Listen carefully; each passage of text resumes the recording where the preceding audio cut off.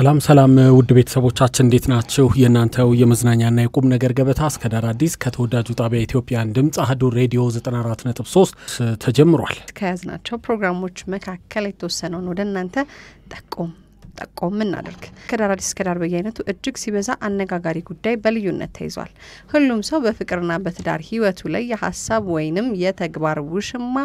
አሊያም ቅምጥ አለው። ውድ ቤተሰቦች ለመሆኑ ከባድ ለመሆኑ መወስለት ስህተት ነው ወይንስ ምርጫ?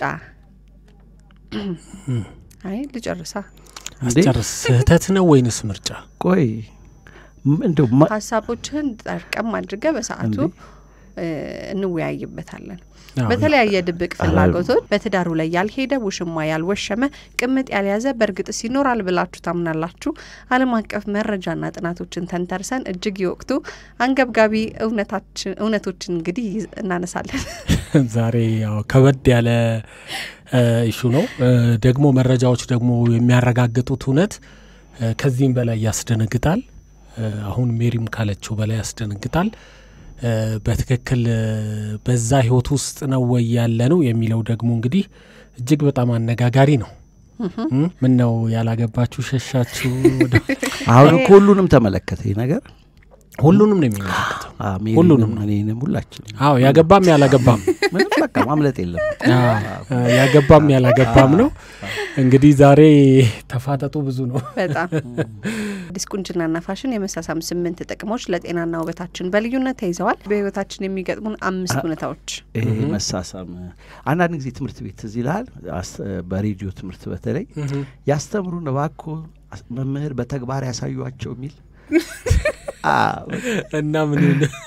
በቃ ትዛለ በቃ ባጭሩ ትዛለ እና ምን ይሁን ብያለሁ ሜሪ በጣም ዛሬ ይለያል። በተግባር ያሳዩአቸው ስለምወዳት ነው አባባሏ። በጣም በተግባር ያሳዩአቸው አዶኒያስ። እሺ ልዩነት መፍጠር ልዩነታችን ነው። እስከዳር አዲስ የናንተው የውድ ቤተሰቦቻችን ተወዳጅ ፕሮግራም ነው። መልካም አምስተኛ ላይ የተቀመጠው በህይወታችን የሚያጋጥሙን 5 ሁኔታዎች ተብሎ አምስተኛ ላይ የተቀመጠው አንዳንዴ አስደስቶ የምታለቅስበት፣ አንዳንዴ ደግሞ አሳዝኖ የምታለቅስበት፣ ብዙ ጊዜ ግን ዝም ብለህ የምታነባበት ጉዳይ በህይወት ውስጥ አለ። አይጠፋም፣ በእውነት አይጠፋም። እናንተ በልዩ ልዩ ሀዘን ውስጥ ያላችሁ የምታነቡ በእውነት እግዚአብሔር ለቅሷችሁን ደግሞ የዘራችሁትን ለቅሶ በእውነት ሳቅ ሆኖ ታጭዳላችሁ፣ ደስ ይላችኋል። ምን ይላል? በለቅሶ የሚዘሩ በደስታ ያጭዳሉ ይላል ቅዱስ መጽሐፍ። እንግዲህ በምክንያት ማልቀስ በምክንያት ጥሩ ነው፣ መደሰትም ጥሩ ነው፣ በምክንያት ማልቀስም ደግሞ ጥሩ ነው አይደል? ግን ያለ ምክንያት ደግሞ ዝም ብለህ የምታነባበት ጉዳይ ካለ ደግሞ ህይወት ትርጉሙን አጥቷል ባንተ ውስጥ ማለት ነው። ግራ ተጋብተሃል ማለት ነው። ብዙዎች እዛ አካባቢ ላይ ያሉ ይመስለኛል። ይቺን ሐሳብ ያዝ እናርግ ብለን ነው። አራተኛ ላይ ደግሞ አንዳንዴ ሳትኖር የምትሞትበት፣ አንዳንዴ ደግሞ ሞተህም የምትኖርበት፣ ብዙ ጊዜ ግን ዝም ብለህ የምትጓዝበት ህይወት አለ። የብዙሃኑ ነው አይደል? አንዳንዴ ሳትኖር ዝም ብለህ መኖር በቃ ሳትኖር የምትሞትበት፣ በቃ ምንም ነገር ሰው በቃ ህይወትን ሳያጣጥመው ሳይኖር ላይፉን በዛው መጠን ደግሞ አንዳንድ ጊዜ ሞቶ ስሙ የሚጠራ በቃ ከሌኮ እየተባለ ሲሞት መኖር የሚጀምር ያው በህይወትም ኖሮ ሞቶም የሚኖር ሰው አለ። በቃ ስሙን የማትረሳው። አሁን ክቡር ዶክተር ጥላሁን ገሰሰ ትላለ ሙዚቃን ካሰብክ አይደል እንዴ? ስሙን አኑሮ ነው የሞተው። በዛው መጠን ደግሞ ዓለምን የለወጡ ዛሬም ድረስ በትላልቅ መድረክ ላይ ስማቸውን ሳንጠራ የማንውለው እንደ ምሳሌ የምናነሳቸው ብዙ ሰዎች አሉ። በዛው መጠን ደግሞ በአካባቢያቸውም ቢሆን ነክሰው በቃ ሁሉ የሚጠሩ ሰዎችም አሉ አይደለ? ግድ እንደ ሀገርና እንደ ዓለም አቀፍ ብቻ ነው። ስለዚህ አንዳንዴ ሳትኖር የምትሞትበት፣ አንዳንዴ ደግሞ ሞተህም የምትኖርበት፣ ብዙ ጊዜ ግን ዝም ብለህ የምትጓዝበት ህይወት አለ። ይሄ ብዙሃኑ ነው። ይሄ ዝም ብሎ መጓዝ የብዙሃኑ ነው። ሶስተኛ ላይ የተቀመጠው ደግሞ አንዳንዴ እየራበህ የማትበላው፣ አንዳንዴ ደግሞ ጠግበህ የምትመገበው፣ ብዙ ጊዜ ግን ዝም ብለህ የምትውጠው ነገር አለ። እኔ ግን ዝም ብያለሁ ጥምሳ አጣጥመሽ ነው አንዳንዴስ አይ የራበሽ ቀን አራ በፍጹም ሺ ጊዜ ቢርበኝ በጣም መርጣለሁ ሲርብ ዝም ብለህ ነው የምትበላው የሚባል ነገር አለ አይደለ እኔ ርቦኝ ይቅር እንጂ በጣም መርጣለሁ ይጣፍጣል ይባላል ሜሪ ርቧት አያውቅም ማለት ነው እስከዛሬ ድረስ መደምደሚያውን እሱ ላይ ነው ያገኘሁት ርቧት አያውቅም ማለት ነው የሚለውን ይዘንላታል ላይክ አድርጌዋለሁ ሁለተኛ ላይ ተቀመጠው አንዳንዴ ፍቅሩን ሳይገልጽልህ የሚወድ አንዳንዴ ደግሞ እወድሃለሁ ያለ የሚጠላ ብዙ ጊዜ ግን ስሜቱን የማታውቀውም ሰው አለ ካንተ ጋር የሚሆን በቃ ግራ ያጋባሃል ስሜቱ አሁን በፍቅር ግንኙነት እንኳን አስበህ እኮ በትክክል የፍቅር ስሜት አላት ወይ ብለህ ታስብና ኃይል አይኖራት ይችላል የምትለው ነገርም አለ ስለዚህ ይኖራት ይችላል የምትለው ነገር አለ የቱ እንደሆነ አይታወቅም አንዳንዴ እየወደድክ የምትቀርበው አንዳንዴ ደግሞ እየጠላህ የምትቀርበው ብዙ ጊዜ ግን ዝም ብለህ አብረው የምትኖረውም ሰው አለ ደስ ይላል አይደል እውነት ነው በቃ ህይወት እንዲናት ብለናል አሁን ደግሞ እንግዲህ ከመልእክቶቹ በኋላ ስንመለስ ወደ ዋናው ርዕሰ ጉዳይ ወደ ዛሬው አነጋጋሪ ጉዳይ እናመራለን እንደው ለመነሻ ያህል ወይም ለመንደርደሪያ ያህል ቀደም ባሉት አመታቶች ላይ ብዙዎቻችን ምንድነው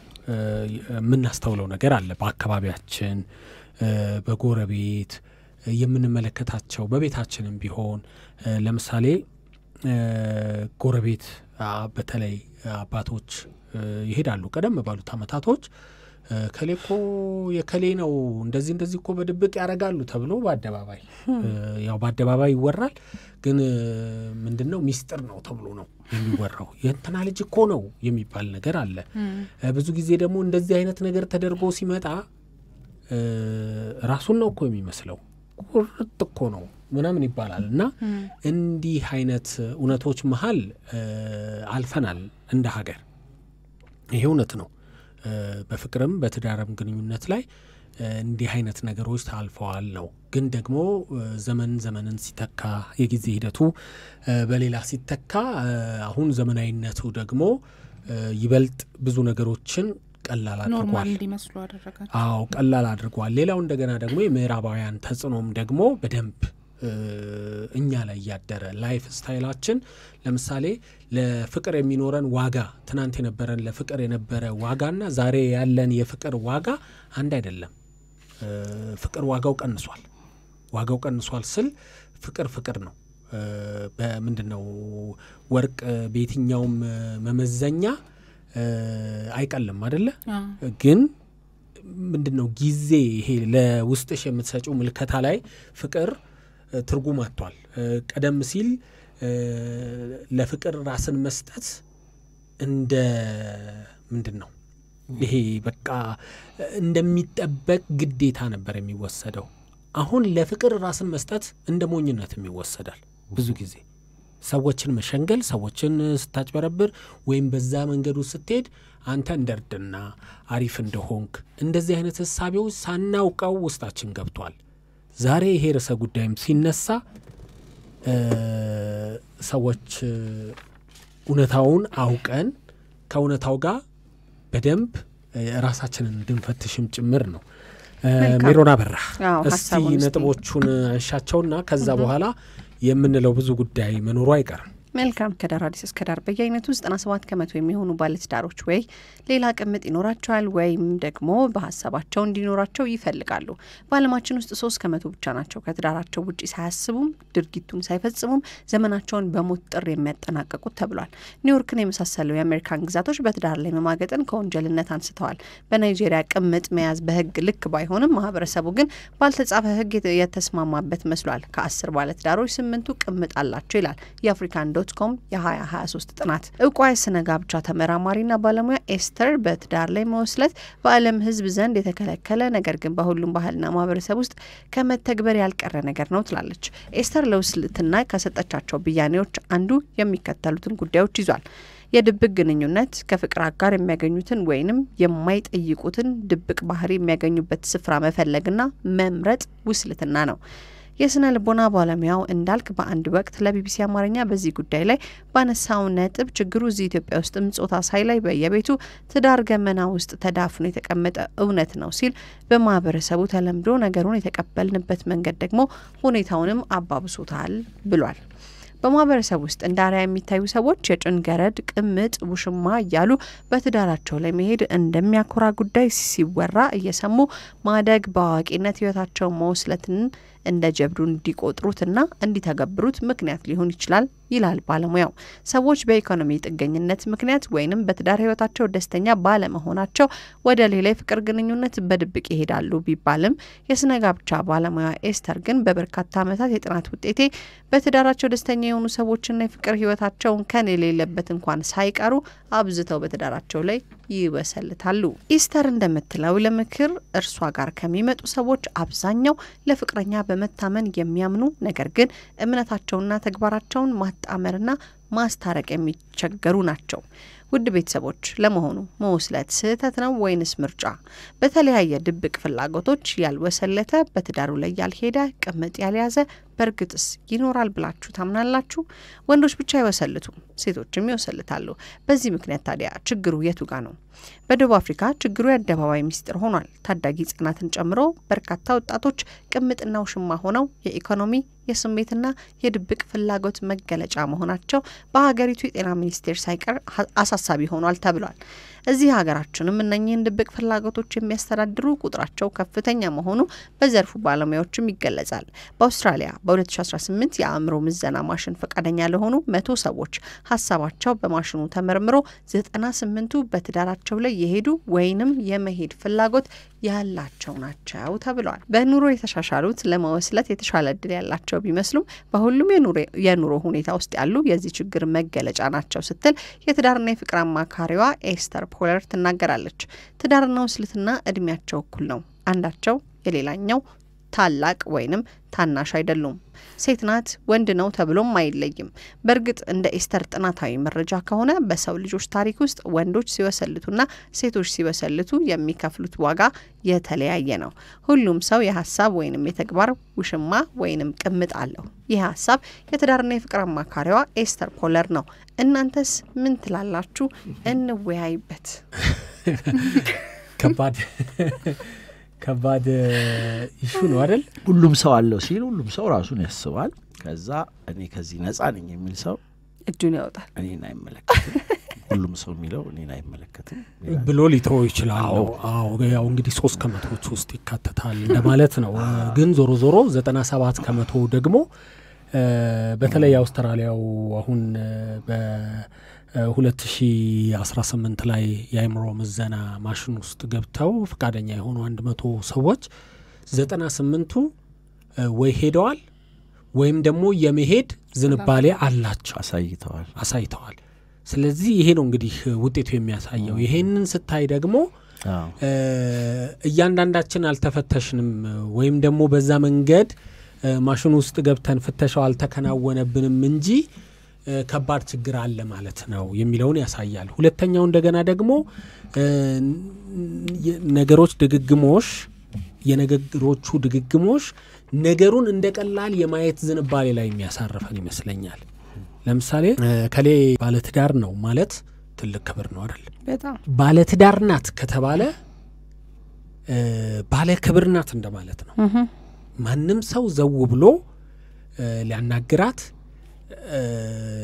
የሆነ ነገር ሊጠይቃት ወይም አልፎ ሌላ ነገር ሊመኝ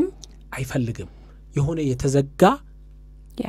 ነገር ነው የሚታሰበው አይደል? ባለትዳር ናት ስትል አጥሩ ልክ የበርሊን ግንብ እንኳን ፈርሷል። ከዛም በላይ አፍራሽ ግብረ ኃይል አሁን በጣም በስቷል። የሚጠቀሙ እኮ ለዛ ነው ከባድ ስለሆነ። አዎ እና ሰዎች ፍላጎት ላይ ገና ገደቡን በቃ እሱ እኮ ባለትዳር ነው ከተባለ በቃ ባለ ክብር ነው ተይዟል፣ ባለ ኪዳን ነው። አዎ ስለዚህ እሱ ቃሉን አክብሮ በትዳር ህይወት ውስጥ እንዲኖር እሷም እንድትኖር ትልቅ ክብር ነው የሚሰጠው። አሁን ላይ ባለትዳር ለሚለው ነገር በትክክል እንሰጣለን ወይ? ታስታውሻለሽ ሜሮን በቀለ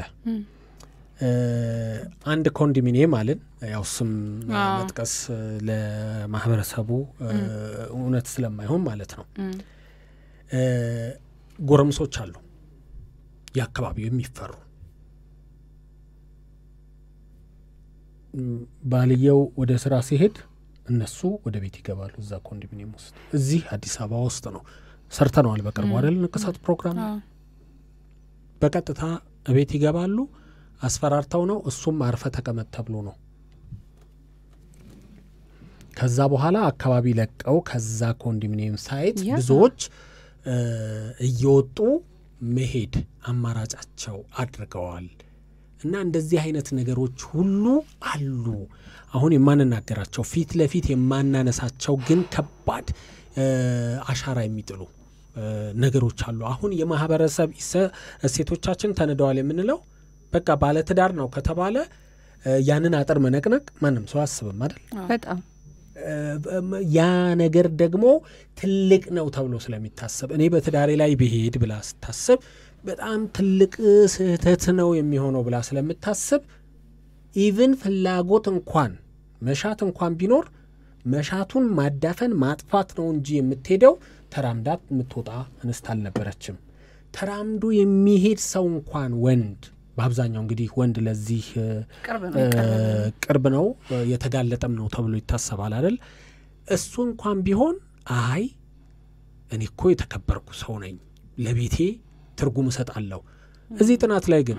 የተከበሩ የምንላቸው ሰዎች ሳይቀሩ በእንዲህ አይነት መንገድ እየሄዱ ነው ይሄ ፋክት ነው ይሄ እውነታ ነው በአደባባይ እንደብቀው ለምሳሌ በልብሳችን ውስጥ እንሸፍነው እኔ እኮ እንደዚህ ሐቀኛ ነኝ እንበል እውነታው ግን እዛ ጋር አይደለም ነው ስለዚህ እውነታው እዛ ጋር ካልሆነ እንደ ማህበረሰብ እንደ ግል አይደለም አሁን እንደ ማህበረሰብ ችግር ውስጥ አይደለንም ወይ ያለ ነው ለትዳር ምን አይነት ትርጉም ነው ያለን ለፍቅር ምን አይነት ትርጉም ነው ያለን በእርግጥ አንዳንድ ሀገራቶች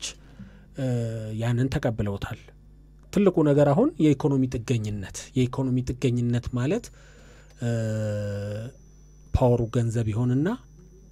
ፓወሩ ቁስ ይሆንና ውድድር ይሆንና መታየት ይሆንና ኢዚሊ የምትፈልገውን ነገር በጠቅላላ ማግኘት ስችል ትምህርት ቤት በራፍ ላይ ብዙ ሰዎች እንደሚቆሙ አናውቅም አንልም ይቆማሉ ትዳር ሳይኖራቸው ነው አይደለም እውነታው ነው ልጆቻቸውን የሚያመጡትማ ታዩ ነጠላ ጫማቸው ምንም ሸፈፍ ብሎ ስንት ነገር ሆነው በዛው መጠን ልጆቻችንን ሊያበላሹ የሚቆሙ ሰዎች አሉ በዛው መጠን ልጆቻችን የሚመለከቷቸው ያለ አግባብ የምንሰጣቸው ነገሮች የምናሳያቸው ፊልሞች የምንሰጠው ነጻነት ከኛ ጋር ሆኖ የሚመለከቷቸው ነገሮች በኋላ ፍላጎታቸውን ያነረዋል ኢትዮጵያ ውስጥ ያሉት ታዋቂ ሰዎች በጠቅላላ የሚለብሱትን ላይፍ ስታይል ምናምን በአንድ ጊዜ ማግኘትና እነሱ ጋር መድረስ ይፈልጋሉ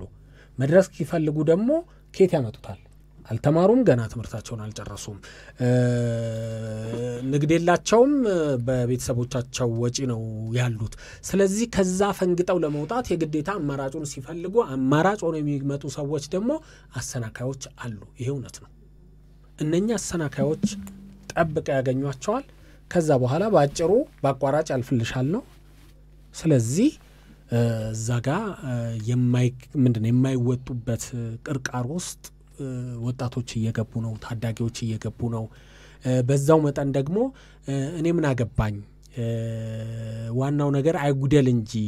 ቤቱን አያጉደል እንጂ እንደፈለገ ይሁን ምትል ኬርለስ እናት አለች የለችም ልንል አንችልም ምን አገባኝ ታውቃለች እሱ ሌላ ቦታ እንደሚሄድ ሌላ ቦታ የሆነ ነገር እንዳለ ምክንያቱም ተደብቆ የሚቀር ነገር እኮ የለም እንዴ ሌላ ቦታ ወልደው ትዳራቸውን የሚመሩ ስንት ሰዎች አሉ ቤታቸውን የሚመሩ በጣም ብዙ ሰዎች ናቸው እኔ ቁጥር የማልዘልቃቸውን ሰዎች አውቃለሁ ወደ ጓደኞቻችን መለስ ብለን ወደ ራሳችን ዙሪያ እንኳን መለስ ብለን የሆኑ ነገሮችን ብንመለከት ብዙ እውነትን የምናገኘው ስለዚህ ከዚህ እውነት ወዴት ነው የምንሄደው የሚለው ነገር መታሰብ አለበት እኔ አንዳንድ እውነቶች መራር ናቸው አንዳንድ እውነቶች መራር ናቸው ማለት በተለይ አሁን እኛ ሴት አለን ሃይማኖት አለን ፈሪሃ እግዚአብሔር አለን ብለን የምናስብ እንደ ሀገር እንደ ሰው እንደ ማህበረሰብ ብዙ ነገሮቻችን እሴቶቻችን መልካም ናቸው ተብለው ነው የሚነሱት ግን ደግሞ በጊዜ ሂደት እየተሸረሸሩ ግድ የለሽ ሰው ለመፍታት ሰዎች እኮ ለመፍታት ችግር የለባቸውም አሁን ያለ ምንም ምክንያት ትዳሩን የሚፈታ ሰው አለ ምክንያቱም ቤንች ላይ ተቀመጣ ካለ ከቤንቹ ጋር ጥሩ ነገር ካለ ወደዛ የሚሄድ ነገር ሌላው እንደገና ደግሞ እንዴት ነው ፍቅርን እኔ የማከመው ሳይሆን አይ በቃ እዚህ ጋር ካልሆነ እኔ ከሱ ጋር ሳካል ኖርም ተብሎ የሚታሰብበት ወይም ከሱ ጋር እሱ የምፈልገውን ነገር አያረግም ስለዚህ እኔ የምፈልገውን የሚያረግልኝ ጋር ይሄዳለው የሚል ትውልድ መጥቷል በዛው መጠን ደግሞ አይ እሷ እኮ ቤት ገብታለች በቃ አንዴ ገብቷል እንደፈለገች ትሁን እዛው ቤት የፈለገችው ይሟላለታል ብሎ ደግሞ ጎረቤት ጋር የሚያማትር ባለፈው እህቷ ናት አይደለ እንደዚህ ያክስቱ ልጅ ሁላ ሰምተናል አሁን በተከታታይ ሳምንት እንኳን የሰማነው ማለት ነው ስለዚህ ወደ እውነታው ስንመጣ በትክክል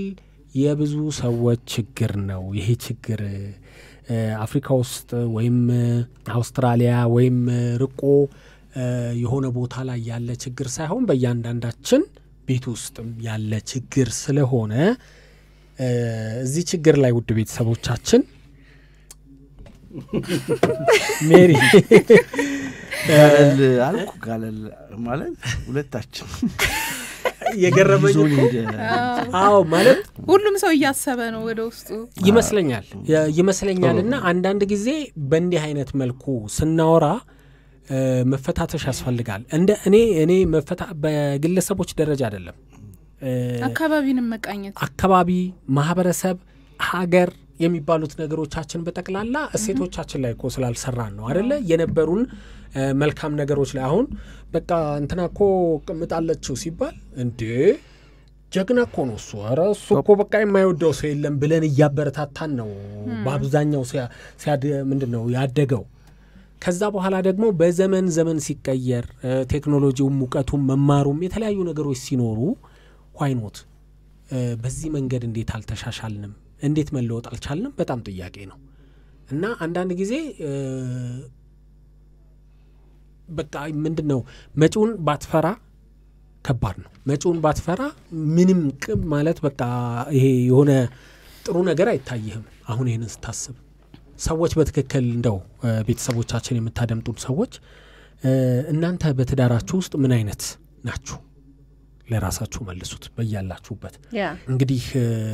ይሄ ሐሳብ ያው ያለ ምክንያት አልተነሳም በትልቁ ሐሳቡም ሲነሳ ደግሞ እንደ ማህበረሰብ ችግር አጋጥሞናል እንደ ቤት ብቻ አይደለም አካባቢያችን የትዳር ህይወታችን እየተመሰቃቀለ ነው ማለት ነው አንዱ ቤት እየገባ ነው ማለት ነው እኔ አንድ የማውቀው ሰው አለ 2 ወር ልዩነት በ2 ወር ልዩነት ነው የተወለዱት የሰራተኛዋና የሚስትየዋ 2 ወንድ ልጆች በ2 ወር ልዩነት ነው የተወለዱት ይሄንን ስናይ ሰዎች አለመሄድ አይችሉም ማለት አሁን ባለው ነባራዊ ሁኔታ መከራከር አሁን እኔ ራሴ በከራከር ደስ ይለኛል እንዲያረ በጣም የሚታመኑ ሰዎች እኮ አሉ ብዙ ናቸው ምናምን ብቲ ሰው ጋር ሲደርስ ወደ ራስ ጋር ጥናቱም ያንን ያሳይም የምንኖረው ማንኖርም አዎ የምንኖረው ማንኖር ያንን የሚያሳይ ነገር አይደለም ምክንያቱም ሞሎች ጋር ስትገቢ ከሊት ምናምን ሲባ እንደ ከሊት እኮ የከሊት እንትናት አብዛኞቹ በቃ ተቀምጠው እንደዚህ አይነት ነገር ነው ያለው በየቦታው ላይ ስትሄጂ የምትሰሚው ጎረቤት ጋር የምትሰሚው ነገር እንደዛ በማህበረሰብ ኮንዶሚኒየም እንግዲህ ጋራ ኗኗር ላይ አሁን ብዙ ሆነናል አይደል እዛም ስትሄጂ በጣም የተጨማለቁ ብዙ ጉዳዮች በጣም ከባድ ነው ውድ ቤተሰቦቻችን ግን ወሳኝ ነጥቦችን እናነሳለን አንዳንድ ጊዜ እንዲህ አይነት ነገሮችን እንዴት ነው ማስተካከል የምንችል የሚለው ነገር ራሱ መታሰብ እኔ ባይዘዌ ምን ያሰብኩኝ እኔ ነበረው ያው አይሄዱም ይሄዳሉ አልሄድም የሚለው ላይ ፎከስ ከምናደርግ አሁን ምክንያቱም እየሰማን ያለነው ነገር ለክርክርም ወይም ደግሞ ራስን ምንድነው ለመከላከል እንኳን የሚሆን ነገር አይደለም ሶ ግን ከዛ በኋላ አፍተር ኦል ምንድነው የመጨረሻው ሶሉሽን የሚለው ነገር ላይ ፎከስ ማድረግ የተሻለ ነው ብዬ ነው የማስበው ምክንያቱም ያ ነገር ሆነ ሀፕን አደረገ then what በቃ ያ ላይ ነው መሰራት አለበት ብዬ ማስበው ቆንጆ ሐሳብ ነው አድርገውና ሜሪ ባንቺ ህይወት ውስጥ ይሄ ነገር ቢያጋጥምሽ ውሳኔሽ ምንድነው እኔ ምንም ይሄ ነው ብዬ የምነግርህ ነገር አይኖርም ለምን እንደማትነግሪኝ ታውቂያለሽ ቦታው ላይ ስትሆን አታውቀው ቦታው ላይ ስትሆኝ ነው ለመወሰን የሚመችሽ ወይም ደግሞ ሁኔታውን አሁን ምን ይሆናል መሰለሽ በውጪ መፍረድ ቀላል ነው አይደል በጣም እንዴ ለምን እንደዚህ ያረጋሉት ያለሽ ለምን እንደዚህ ይሆናል ለጭንቅላት ራሱ በጣም ከባድ ጥያቄ ይሆናል ህይወቱ ግን ሲያጋጥም እስኪ ደርስ ድረስ እንዴ በጣም ህይወቱ ሲያጋጥምሽ ግን መፍትሄው እንዴት ነው የምሰጠው ምንድነው ማድረግ ያለብኝ ምንድነው መወሰን ያለብኝ የሚል በጣም ብዙ ሰው አለ ስለዚህ ዋናው የፕሮግራም ሐሳባችን ይሄ እዚህ ኡነታ ላይ ነው ያለነው ነገር ግን ደግሞ ኡነታዎቹ ነው አሁን ለምሳሌ ቁጥሮችን ስናነሳኮ በትክክል ብዙ ጊዜ በተለየ ይሁዲ ቤተሰቦቻችን ቁጥሮች ሪሰርች እኮ ነው እሱ ራሱን ይቻላል ምክንያቱም ኡነት ነው ኔጋ ኡነት ነው የሚሉ ብዙ ሰዎች ካሉ እሱ ራሱ ህይወት ነው ስለዚህ ወደዛ ህይወት ውስጥ ወስዶ እንዴት ነው ማስተካከል የሚቻለው ነገሩንስ እንዴት ነው ማስታረቅ እንደ ሀገር ደግሞ ምልከታም እየተሰጠ ነው ስለዚህ ልጆቻችን ላይ ብዙ ነገሮች ስላልሰራ ልጆቻችን አድገው አይደል እንዴት ዳር ነገ የሚይዙት ፍቅር የሚጀምሩት ስለዚህ እኛ እንዴት ነው ያሳደግናቸው ያለ ነው ምክንያቱም ከኛ ፍቅር ያዩ ካልሆነ እነሱ ፍቅርን ከየት አመጣው ይዘሩታል ችግሩ ማንጋ ነው ያለው ብሎ አሁን ወንድ ሴት ወይንም ደግሞ እዚህ ሀገር የሚል ነገር የለም አብዛኛው እንደ ችግር የማይሄድ የለም ወይ በሐሳብ ይሄዳል ወይም ደግሞ በድርጊት ይሄዳል ከሁለት አንዱ አይዘልም ያው ድሮ ገጠር መሰረተ ትምህርት ሲያስተምሩ ነው አሉ ደብረ ብርሃን አካባቢ አባት ይቺ ብናት ወይንስ ቡናት ብሎ ይጠይቃቸዋል ከሁለት አንዱ አትስትም ልጄ አሉ እና አሁንም ወይ በሐሳብ የሚሄደው ወይም በድርጊት የሚሄደው ሰው በስቷል ከዛ ውጪ ሊሆኑ የሚችሉት እንደ አጠቃላይ 3% ብቻ ቢሆኑ ነው ተብሏል 3% ማለት ደግሞ እንግዲህ በዓለም አቀፍ ደረጃ ስታስበው ያለንበትን ምንድነው አኗኗራችን የቱ ጋር እንዳረፈ ማህበራዊ ሴቶቻችን ምን ያህል እንደተናዱ እንግዲህ ኢትዮጵያም የዓለም አካል ስለሆነች ማለት ነው ያለ ምንም ጥያቄ ጎረቤቶቻችን ጋር እናውቃለን ማህበረሰቡ ጋር እናውቃለን እንትና እኮ እንትና ነው እኔ አንዳንድ ጊዜ ቤተ እንትኖቹ ያውቃሉ ለምሳሌ ሚስትየዋ ታውቃለች እኔም ማውቃቸው ሰዎች ነው ለምሳሌ ሚስትየዋ ታውቃለች ኦፊሻል ሊሆን ትንሽ የቀረው ጉዳይ ላይ ያሉ ሰዎችን አይቻለሁ በቅርብ የማውቃቸው ሰዎችን የማወራው በቃ ሌላ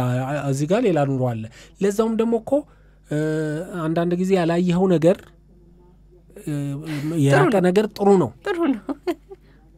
ሩቅ የሆነ ነገር ማለት ነው ግን ቅርብህና አካባቢህ ላይ ሲሆን ደግሞ ምን ያህል እንደ ማህበረሰብ ወርደን ነው እዚህ ደረጃ ላይ ተገኘው በነገራችን ላይ እኔ እንኳን ማቀው ታሪክ ማለት ነው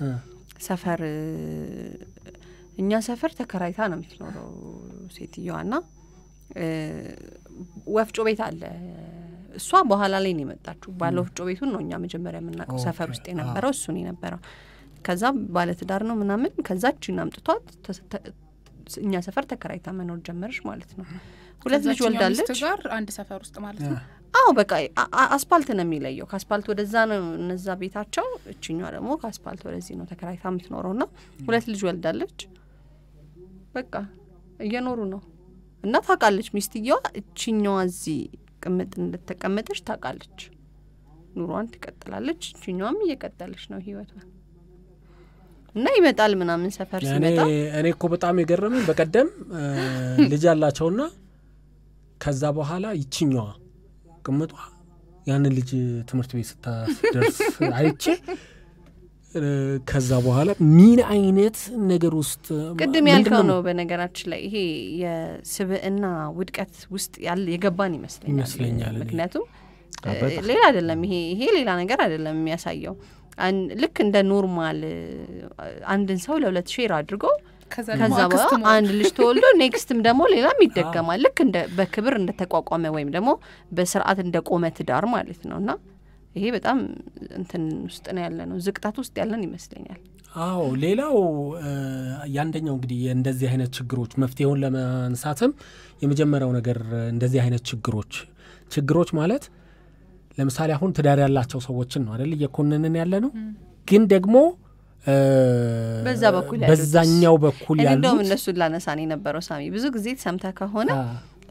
የሆነ እንደዚህ አይነት ባለትዳር ሰው ጋር የተጀመረ ሪሌሽንሺፕ ብዙ ጊዜ የሚሰጠው ምክንያት ሰምታችሁ ከሆነ ባለትዳር መሆኑን አላቅም ነበር ወይም ደግሞ ባለትዳር መሆኗን አላውቅም ነበር የሚባሉ ሪዝኖችን እንሰማለን ይሄ ነገር at some point የሚያሳምንባቸው ሁኔታዎች ሊኖሩ ይችላሉ ምክንያቱም ያው ከስንት አንድ ነው በጣም ተጋልጦ ሊወጣ የሚችለው እንጂ ልክ ነው በድብቅ ባለትዳር መሆኑን ሳያሳውቅ ህይወቱን መቀጠል ይችላል ማንንም ሰው ያው የሆነ ሰዓት ላይ ይታወቃል ያ መታወቅ እስከሚመጣ ጊዜ ድረስ ግን ልክ ነው ባለትዳር መሆኑን ፍጹም ሳታቅ ሪሌሽንሺፕ ውስጥ የምትገባ ሴት ትኖራለች ባለትዳር መሆኗን ምንም ሳያቅ ሪሌሽንሺፕ ውስጥ የሚገባ እነዚህ አይነት ሰዎች አሁን ኢኖሰንት ናቸው ጀስት ሪሌሽንሺፕ አገኘው ነው የሚሉት እንጂ ባለትዳር ይሁን አይሁን ያለውን ነገር ስለማያውቁ ማለት ነው ባወቁ ሰዓት ኢሚዲየትሊ የሚያቆሙ ሰዎች እነዚህ ሰዎችን ብሌም ማድረግ አንችልም ምክንያቱም እንደማንኛውም ሰው ህይወት ነው ጀመርኩት ብለው ስለሚያስቡ ያወቁ ሰዓት ያንን ነገር ያቆማሉ ማለት ነው እንደዚህ አይነት ግንኙነቶች ላይ ጥንድ ጥፋተኛ ልንወስድ የምንችለው ባለትዳሩን ሰው ነው ምክንያቱም እንደሆነ ያወቀ ግን ባለትዳር ሳይመስል እንደዚህ አይነት ግንኙነቶችን የሚጀምረውን ሰው ነው ነገር ግን ከጊዜ በኋላ ደግሞ በጣም በተደጋጋሚ የምንሰማው አዎ ባለትዳር እንደሆነ እሱም በኩራት ያወራል የሚያደርገው ነገር ልክ ትክክል እንደሆነ ማለት ነው እሷም ባለትዳር መሆኑን አምና ተቀብላ ሪሌሽንሺፑን ታስቀጥላለች at the same time በሴቷን በኩል እንደዛው ነው ባለትዳር መሆኗን ያውቃል እሷም ባለትዳር ነኝ ብላ በትክክል ትገልጻለች ነገር ግን ሪሌሽንሺፑ ስቲል ይቀጥላል ከባድ እዚህ ጋር ነው አሁን ችግር አለ ብዬ የማስበው አሁን ብዙ ጊዜ አይታችሁ ከሆነ ባለትዳር አሁን ቅድም ሳሚ አንስተዋል ባለትዳር ሲባል የሆነ ከት የሚያደርግ ነገር አለ ኢቭን አይተሃት ደስ ብላ ተመችታ ምናምን እንኳን እጇ ላይ ቀለበት ካየ ኢሚዲየትሊ ውስጥህን የምታስቆመው ነገር አለ ኖ የምትለው ነገር አለ በሴቷን በኩል እንደዛው ማለት ነው ግን ያንን ነገር ማስቆም የሚገባህን ነገር ሳታስቆም ቀርታ ነገሮችን ማስቀጠል ግን ይሄ በራሱ ትክክለኛነት ነው ብዬ አላስብም የሆነ ጎደለ ነገር አለ ብዬ አስባለሁ ሌላው እንደገና ደግሞ ባለትዳር እንደሆነ እያወቁ ወይም እንደሆነችም እያወቁ ወደድኳት የሚያድኑ ሰዎች ደግሞ አሉ yes በቃ ማለት ጀስት ስራዬ ብሎ እንደውም አንዳንድ ጊዜ እንደዝና ይወራል እኮ ይወራል ማለት ልክ አስጨንቀኝም ለምሳሌ ማታ ደውሎ አይጨቀጭቀኝም ስለዚህ አሪፍ ነጻነት አለው ብሎ የሚያስቡ ሰዎች አሉ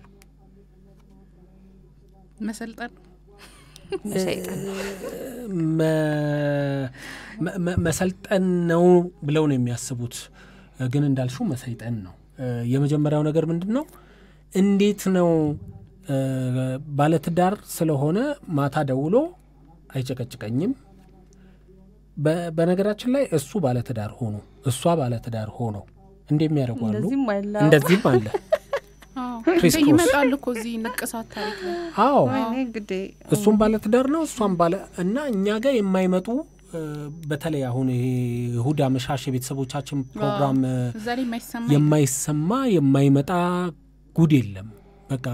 መታከም አለባችሁላ ተብለናል ሳሚ አይደል እኛ ራሳችን ያው የምንሰማው ነገር ራሳችሁ መታከም አለባችሁ በጣም ማለት ጫና አለው ነው ላይምሮ የሚከብዱ ነገሮችን ስለሆነ የምንሰማው ማለት ነው አንዳንዴ የምንሰማቸው እውነት ራሱ ማመን አለማመን ውስጥ ሁሉ ይወስዳል ይሄ ነገር እንዴት ሊሆን ይችላል ኢዝሊ እንደገና ደግሞ ያደረኩት ነገር እኔም ማፈቅረው አሁን የባለፈው ሳምንት ነው አይደል የባለፈው እሁድ አይደል የንቅሳት ፕሮግራም የውይይት አዎ ምንድነው ድሮ ይፈልገው ነበር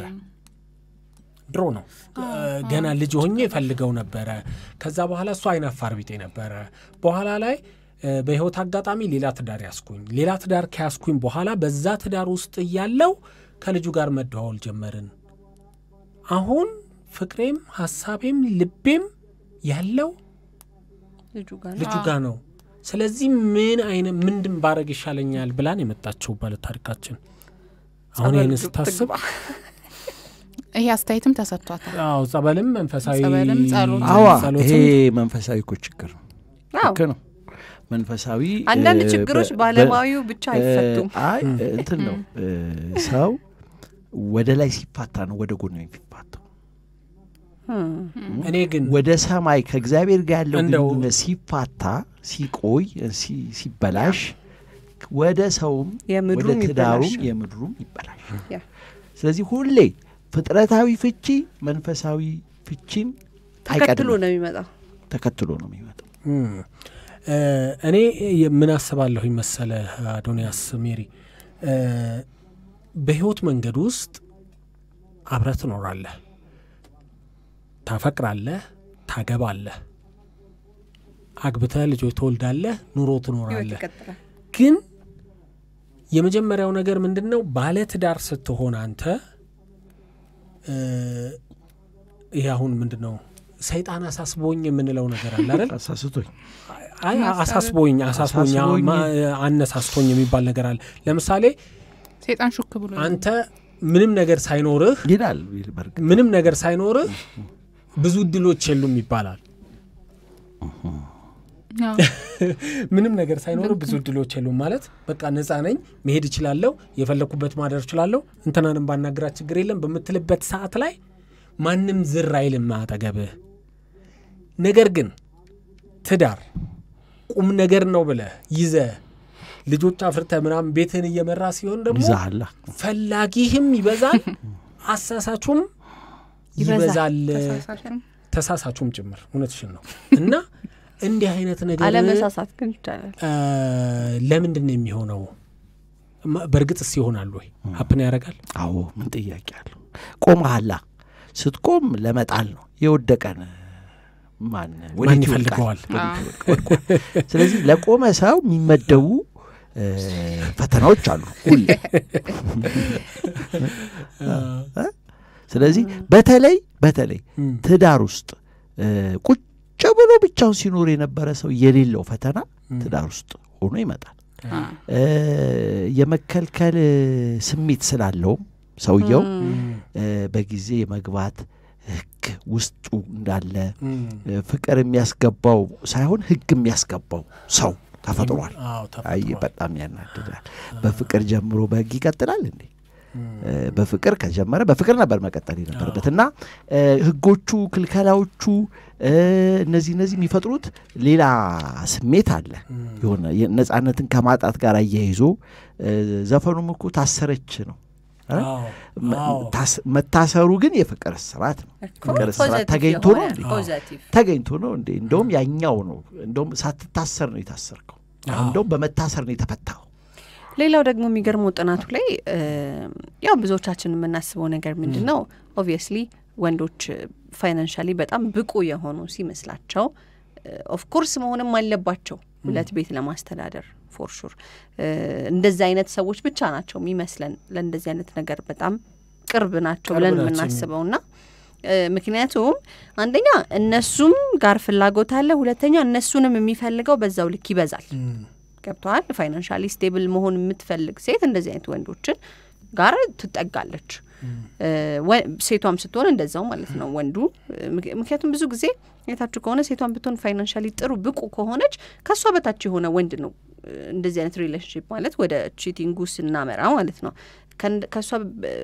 ካነሰ ወንድ ጋር ነው እንደዚህ አይነት ነገሮች ሚኖራትና ምክንያቱም በሁለቱም ዘንድ መፈላለጉ ስላለ በያስባለሁ ግን ጥናቱ ላይ ምንድነው የሚለው ኢቭን ኢፍ እዚህ ደረጃ ላይ ያልደረሱትም እንኳን በትዳራቸው ደስተኛ ሆነው እየኖሩ ያሉትም እንኳን ለዚህ ነገር ተጋላጭ ናቸው ነው የሚለው አንድ ምሳሌ ልስጥሽ በቀደም ጫማ ያስጠረኩኝ ከዛ በኋላ ቢሮ አካባቢ ከዛ ፊት ለፊት ብጥብጥ ተነሳ ፖሊሶች መተው ምናምን ከዛ ከልጁ ጋር ንትርክ ተፈጥሮ ይዘውት ሄዱ በኋላም ማለት ነው በኋላ ጫማ የሚጠርግልኝ ባለሙያን ምንድነው አልኩት የሱ ጓደኞች ስለሆኑ እኛም በዛው ስራ ላይ ስለሆነ ያሉት ማለት ነው ምንድነው ብዬ ስጠይቀው እሱ ባለ ትዳር ነው አለኝ ልጆችም አሉት አለኝ ከዛ በኋላ ሌላ ይዟል ሁለት ልጆችን ማለት ነው በሷ ላይ ሌላ ሁለት ልጆች ይዟል ከዛ በኋላ ሁለቱን ልጆች ይዞ የኔ ነው እየተባባሉ እነሱ ቅናት ውስጥ ገብተው አንደኛዋ አስወጋቻት አሉ አንደኛዋ ማለት ነው አሁን ከዛ በኋላ ሚስትየዋ ስትሰማ ምን እንደሚባል አላውቅም ይለኛል ይሄኛው ማለት ነው ምን እንደምትል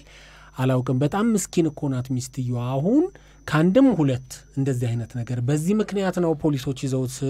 ሄደው አሁን ምንድነው የታሪኩ አካል ስለሆነ ማለት ነው ልጁ የሱ ጓደኛ ነው በተመሳሳይ የሥራ ላይ ነው የተሰማሩት አዎ ተመሳሳይ ዘርፍ ላይ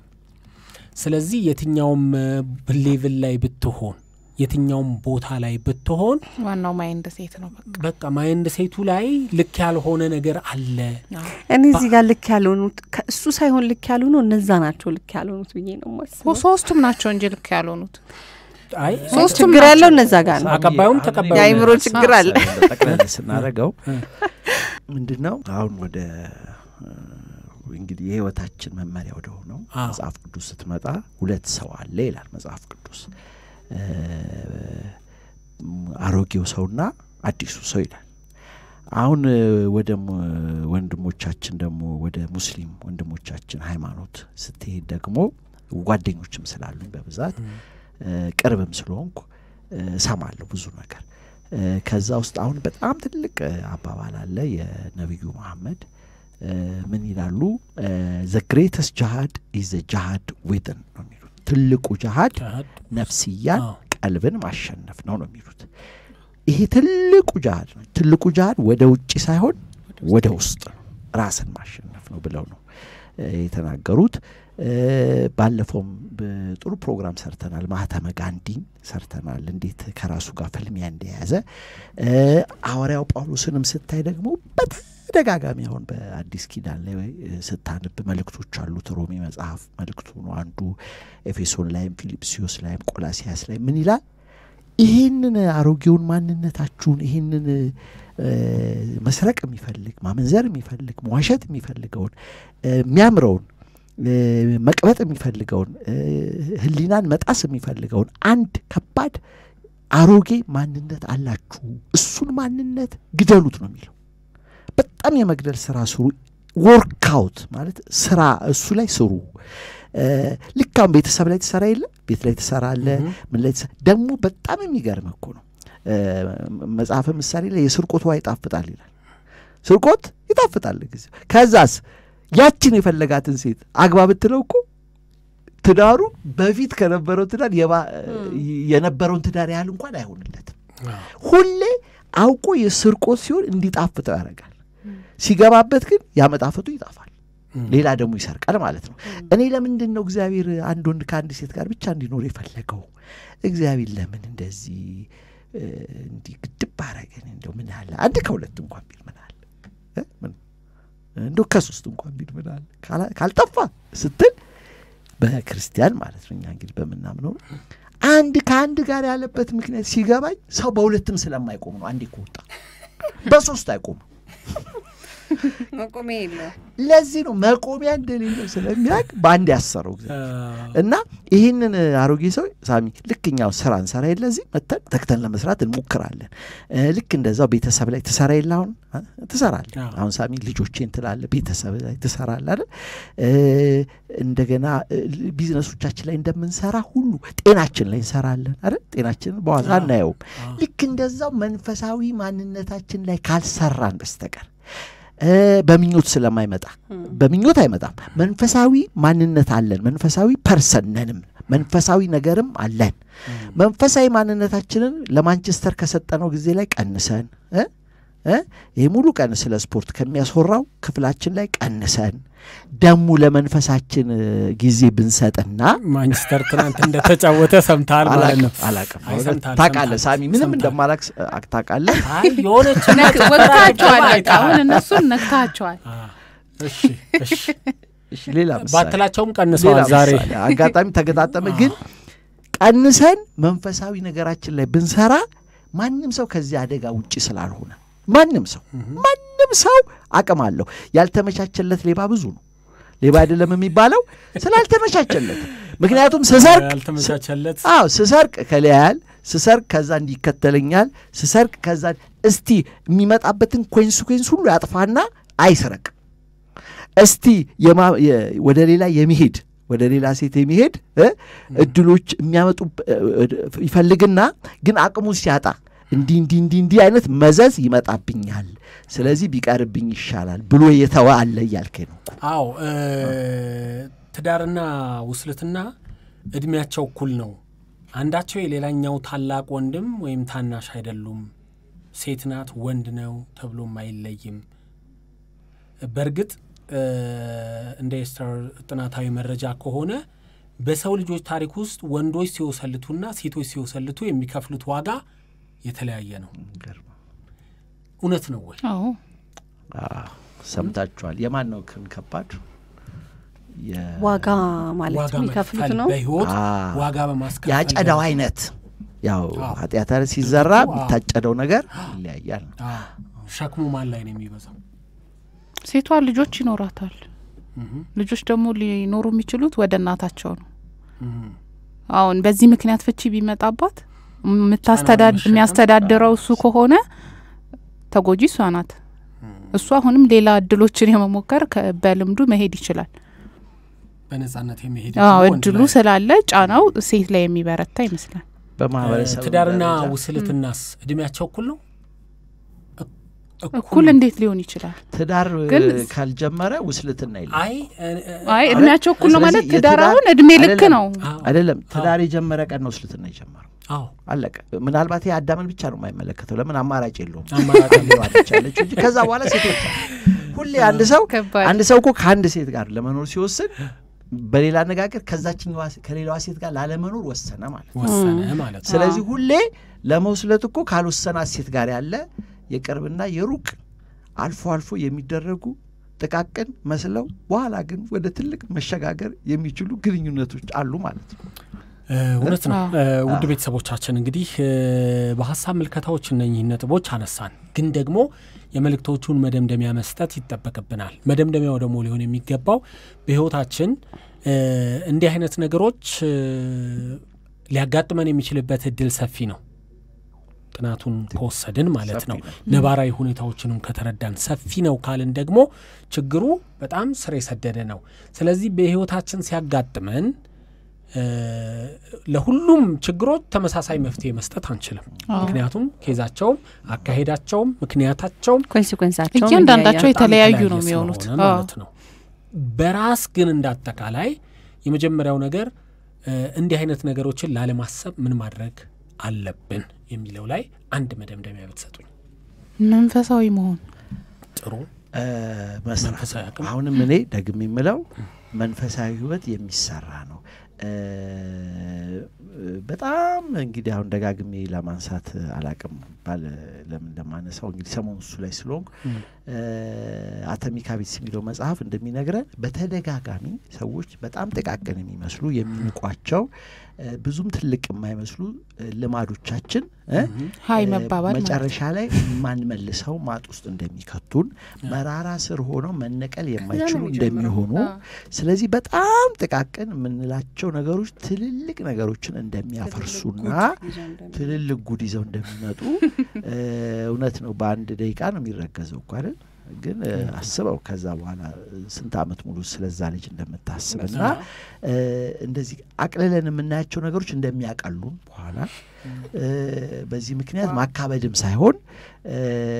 መንፈሳዊ ነገራችን ላይ